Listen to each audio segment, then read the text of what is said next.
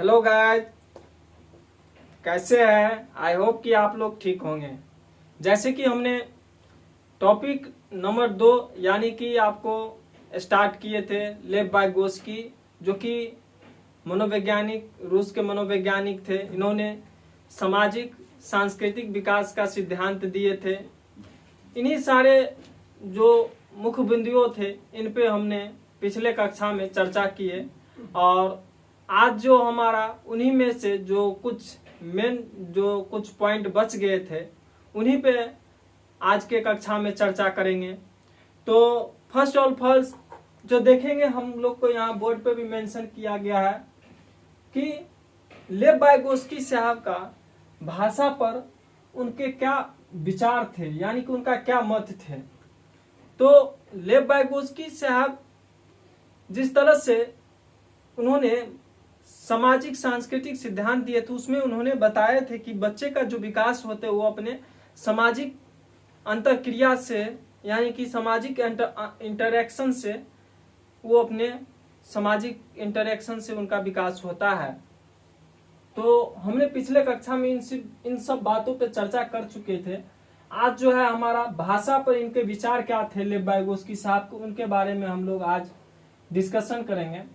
तो लेव वाइगोत्स्की साहब का जो मानना था कि भाषा और चिंतन शुरू में अलग अलग होते हैं, लेकिन बाद में वो एक साथ क्या होते हैं तो जुट जाता है।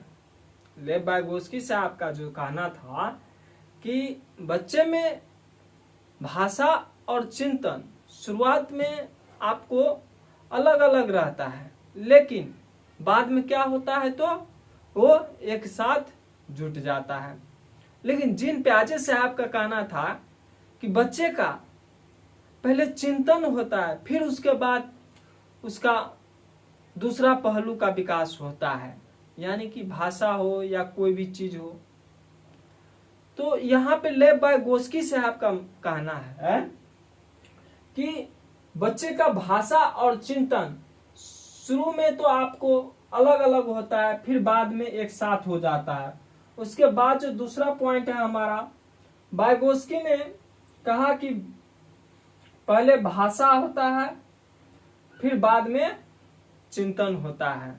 लेकिन जीन पियाजे साहब का कहना था कि नहीं, पहले चिंतन होता है फिर बाद में भाषा होता है। लेकिन लेव वाइगोत्स्की साहब का कहना है कि बच्चे का पहले भाषा विकास होता है, फिर बाद में वो चिंतन। जब हम आप लोग कोई भी काम करते रहते हैं तो देखते हुएगा कुछ न कुछ मन में गुनगुनाते रहते हैं, और वो अपने काम को हम क्या करते हैं तो एक निर्देश देते हैं कि ओ ये काम ऐसे ऐसे ये करना है, ऐसे करना है, ऐसे करना है। तो इस तरह से हम अपने आप को क्या कर रहे हैं, उस काम के प्रति हम अपने आप को निर्देश दे रहे हैं। तो क्या करके, तो बोल के, यानी कि भाषा के माध्यम से। इन्हीं में हमारा और है आपको, जो कि लेव वाइगोत्स्की साहब जी का कहना था कि भाषा संज्ञानात्मक विकास को सुगम बनाती और कॉग्निटिव डेवलपमेंट को गाइड करती है। यानी कि जो चीज आप लोग को बीच में अभी हमने रखे हैं बात को, कि जो भाषा होते हैं, लेव वाइगोत्स्की साहब का कहना है कि भाषा जो होते हैं वो हमारे कॉग्निशन, यानी कि हमारे समझने, सूझबूझ, हमारे कॉग्निटिव डेवलपमेंट को क्या करते हैं तो सुगम बनाता है। कोई भी चीज या कोई कार्य करने में सुगम बनाता है, और फिर हमें वो क्या कहते हैं, हमारे कॉग्निटिव डेवलपमेंट को, हमारे दिमाग को क्या करते हैं तो वो एक गाइड करते हैं, यानी कि निर्देश देते हैं। भाषा यानी कि जब हम बोलते हैं और कोई काम को करते हैं तब। उसी के बाद है जो हमारा पॉइंट, जो कि प्राइवेट स्पीच, यानी कि निजी वाक, अपने ही कार्यों को निर्देश देने के लिए जो हम खुद के लिए भाषा को उपयोग करते हैं, उसी को हम लोग क्या कहते हैं तो प्राइवेट स्पीच, यानी कि निजी वाक कहते हैं। जो हम पहले आपको बता चुके हैं, जब बच्चे कोई भी कार्य करते हैं और अपने आप को, जब एक क्वेश्चन बहुत प्रसिद्ध है, सीटेट में हर साल पूछा जाता है कि एक बच्ची है, वो अपने अलमारी में कपड़े को तह लगा रही है, तो वो किस तरह का वो अपने आप मन में गुनगुना रही है, तो किस तरह का वो लेव वाइगोस्की का वो कौन से भाषा में आता है, तो वो प्राइवेट स्पीच में आता है। तो इसी तरह का क्वेश्चन आपको हर साल सीटेट में देखने को मिलता है। इन्हीं सारे थ्योरी पे ही क्वेश्चन आपको आता है सीटेट में, कहीं दूसरे जगहों से नहीं आता है, कोई मतलब मंगल ग्रह पर से नहीं उतर के आता है। तो इसीलिए हम बार बार आप लोग को कह रहे कि थ्योरी जो है ना, उनको अगर आप समझ लिए ना, तो कितने से कितने बड़े टफ क्वेश्चन को आप आसानी से इजीली वे में सोल्व कर दीजिएगा और अच्छे नंबर से पास होइएगा। इसी में जो है आपको कि वाइगोस्की के द्वारा ही लर्निंग प्रोसेस को कल्चरल टूल में, यानी कि वाइगोस्की साहब का कहना था कि बच्चे जो सीखते हैं यानी कि अपने वो कल्चरल टूल के माध्यम से ही सीखते हैं, यानी कि मैप, कैलकुलेटर, उसके बाद आपको लैंग्वेज, ये सारे चीज भी तो अपने कल्चरल टूल के माध्यम से ही तो सीखते हैं। उसके बाद है देखिए यहाँ पे जीन प्याजे और वाइगोस्की में तो बहुत सारा मतभेद हुआ है, बट दोनों का एक कथन परफेक्टली मैच हुआ है, जिसमें कि जीन प्याजे साहब और वाइगोस्की साहब ने सीखने को, समझ को क्या बताया है। तो दोनों का कथन है कि जीन प्याजे साहब और वाइगोस्की ने सीखने की समझ को पैसिव से एक्टिव में बताया है, कि जो बच्चे जो रहेंगे वो आपको जब पैसिव क्रियाओं से वो आपको एक्टिव प्रोसेस में ट्रांसफर किया जाएगा, तो वो बच्चे क्या करेंगे, तो ज्यादा से ज्यादा सीखेंगे।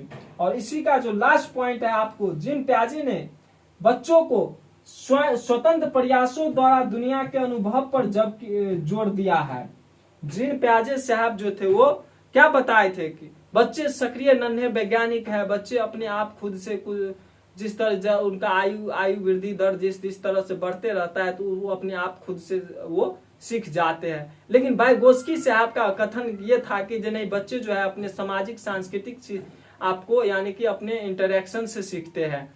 तो उसी तरह से यहाँ पे भी जो पॉइंट में मेंशन किया गया हो कि जीन प्याजे साहब जो है वो बच्चे को स्वतंत्र अपने प्रयासों द्वारा दुनिया के अनुभवों पर जोर दिया है, जबकि वाइगोस्की साहब जो है वो कॉग्निटिव डेवलपमेंट यानी कि सामाजिक मध्यस्थता प्रक्रिया के रूप में देखते हैं। तो इन्हीं दोनों का जो है अपना अपना जो तर्क वितर्क जो थे आज के जो टॉपिक में भाषा पर, इन दोनों मतलब लेव वाइगोस्की साहब का क्या विचार थे, उन्हीं को आज के कक्षा में जो है हमारा लेव वाइगोस्की का जो पार्ट नंबर 2 था उनमें हमने कंप्लीट कर दिया।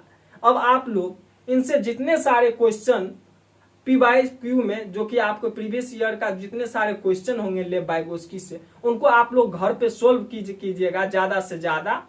और हमारे वीडियो को अगर आप लोग वाकई में अच्छे लगता हो तो आप लोग मेरे वीडियो को लाइक, कमेंट और शेयर और मेरे चैनल को सब्सक्राइब कर दीजिएगा, ताकि मुझे मोटिवेशन मिल सके।